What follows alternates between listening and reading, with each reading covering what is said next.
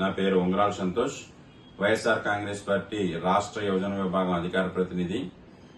ఏదైతే గతంలో 2014-19 మధ్యన తెలుగుదేశం ప్రభుత్వంలో కాపులకు చేసిన అన్యాయం మీద చేసినటువంటి ఉద్యమంలో అన్యాయంగా తప్పుడు కేసులు పెట్టి కాపు నాయకులను, ఉద్యమ నాయకులను అందరినీ కూడా అరెస్ట్ చేసినటువంటి పరిస్థితి ఉంటే, తర్వాత వచ్చినటువంటి జగన్మోహన్ రెడ్డి గారి ప్రభుత్వంలో ఆ కేసులన్నీ కూడా తప్పుడు కేసులు కొట్టేయడం జరిగింది. మరి ఆ కేసులు ఈ రోజు మళ్లీ చంద్రబాబు నాయుడు గారి కూటమి ప్రభుత్వం ఈ రోజు మళ్లీ తిరగదోడుతా ఉంది. ఎవరైతే వీళ్ళని గెలిపించారో పవన్ కళ్యాణ్ ద్వారా కాపులందరినీ సంఘటితం చేసి ఈ రోజున పవన్ కళ్యాణ్ అధికారంలోకి తీసుకొచ్చాడని చెప్తా ఉన్నారు. మరి అలాంటి కాపులను ఈ రోజు మళ్లీ ఇబ్బంది పెట్టేటువంటి పరిస్థితి కూటమి ప్రభుత్వం తీసుకొస్తా ఉంది.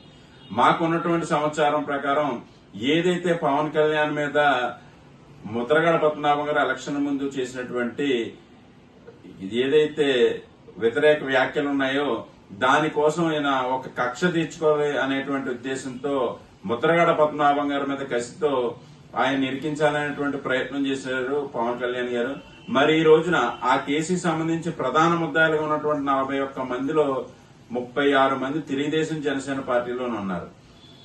ఒక రకంగా చెప్పాలని అంటే నిజంగా ఈ 40 ఏళ్ల అనుభవం చెప్పుకునేటువంటి చంద్రబాబు నాయుడు ఈ రోజున పవన్ కళ్యాణ్ చేతిలో కీలుబొమ్మగా మారిపోయాడేమో అనిపిస్తుంది. ఎందుకనంటే ముద్రగడ పద్మనాభం గారిని దెబ్బతీయాలనేటువంటి ఉద్దేశంతో పవన్ కళ్యాణ్ చేసినటువంటి ఈ ప్రక్రియ ఏదైతే ఉందో దీని వల్లనే అటు తెలుగుదేశం నాయకులు కూడా 36 మంది ఉన్నారు కాబట్టి తెలుగుదేశంలో కూడా చాలా వ్యతిరేకత వస్తుంది.